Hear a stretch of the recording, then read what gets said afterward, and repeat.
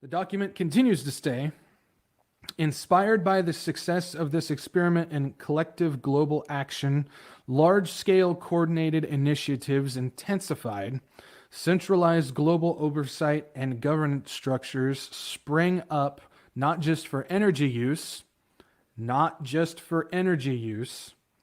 but also for disease and technology standards. This required more tech-enabled data collection, processing, and feedback. So it's not just energy. They're now talking about disease and technology standards, and they're talking about tech-enabled data collection, processing, and feedback. So this data collection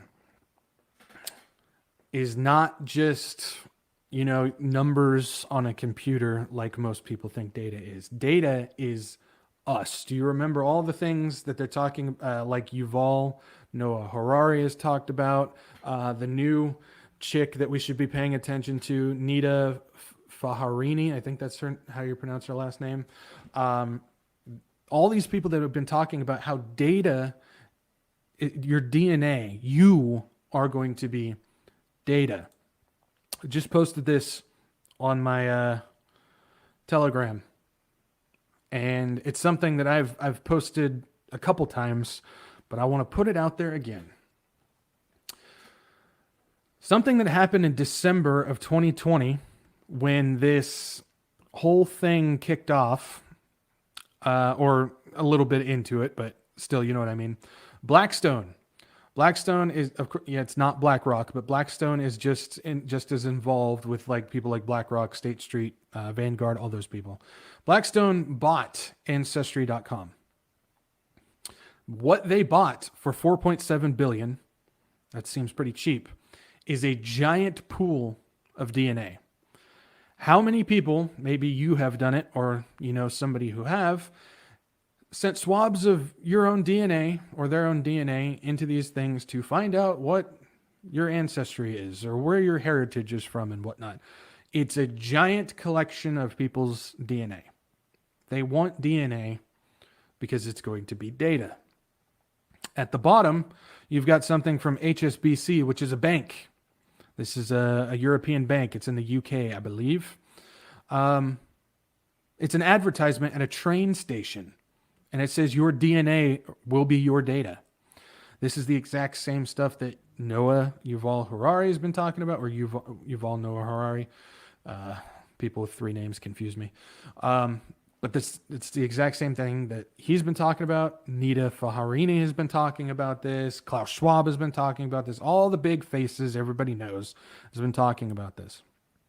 So you've got hubs like Ancestry.com, MyHeritage.com, all these places where everybody voluntarily sent in their own DNA.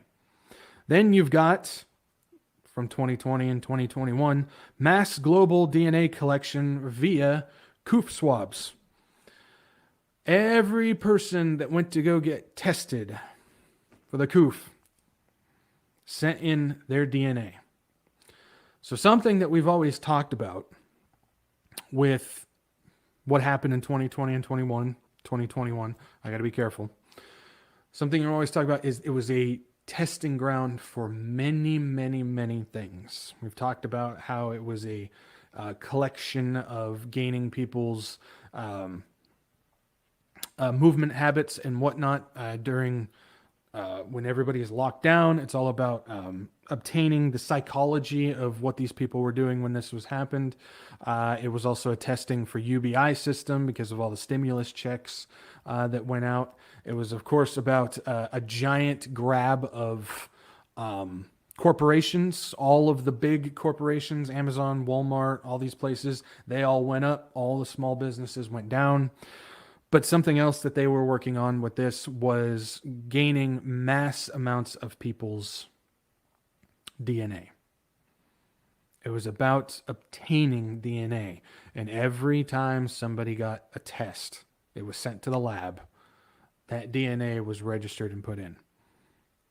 You know how I was always talking about how digital twins, it's basically your digital avatar that they have in one of their server farms.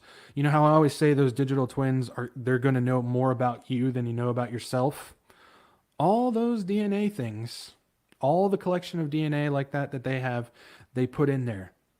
And they know more about you than you know about yourself. Your DNA will be your data. And this scenario talked about it in 2010. And here we are in 2023, and look at what they've been doing. Along with it, they talked about the technology and collecting data. So they've got the DNA stuff. Well, what about facial recognition, iris scans, your movement habits, your speech patterns, your vocal tone, all of that stuff? Well, how are they collecting that? Something that I've talked about a ton on this channel is the Internet of Things.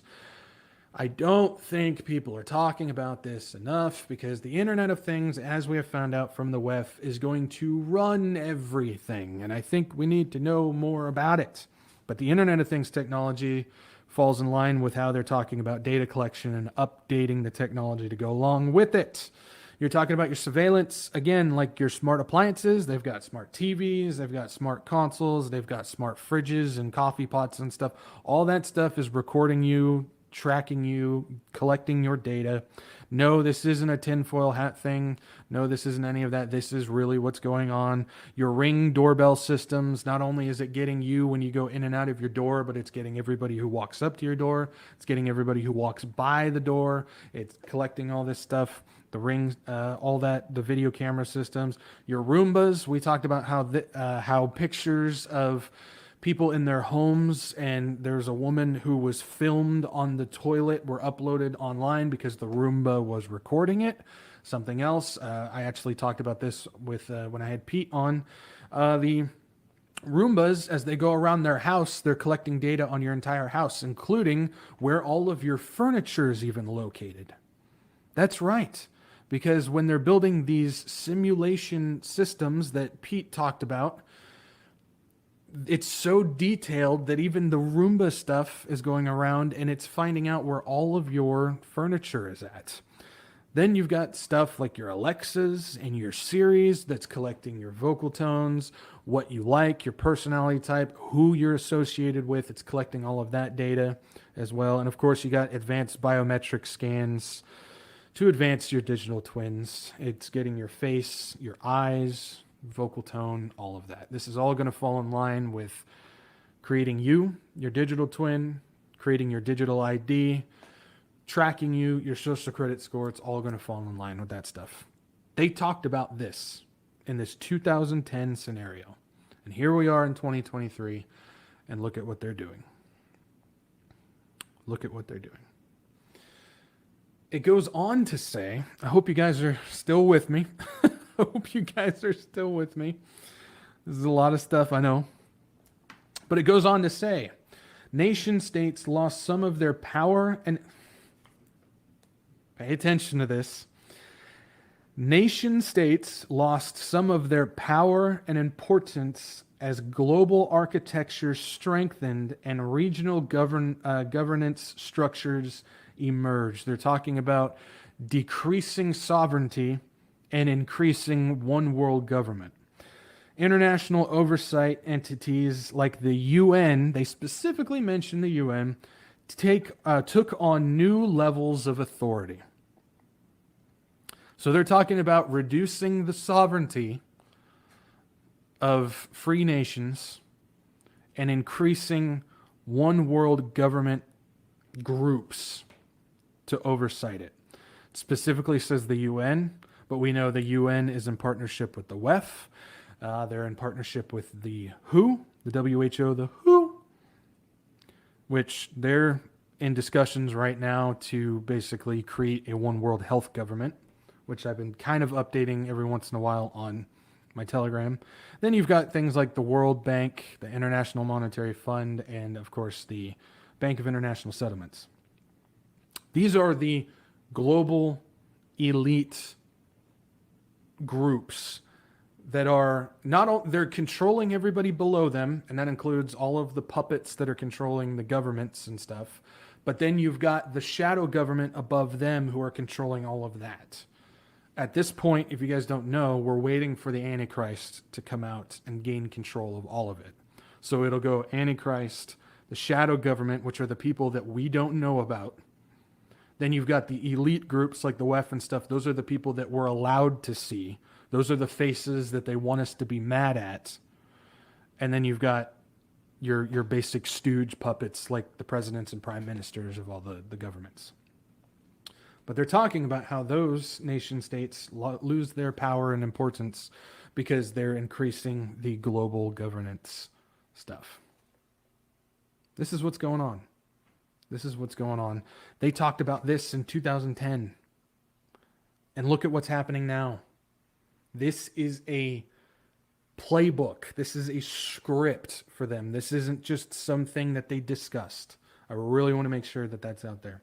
The scenario goes on to tout the new alliances and partnerships between governments and corporations and non-governmental organizations, or NGOs. If you ever hear NGO, it means non-government organizations.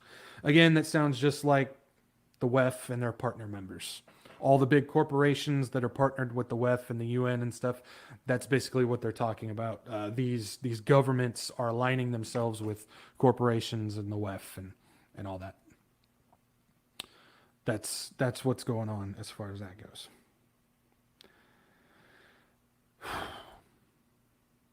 It's crazy, guys. I mean, seriously. Again, I know sometimes people are like, "Oh, you got to take the tinfoil hat off." This is freely. This is stuff that we're seeing now. You can go and you can read this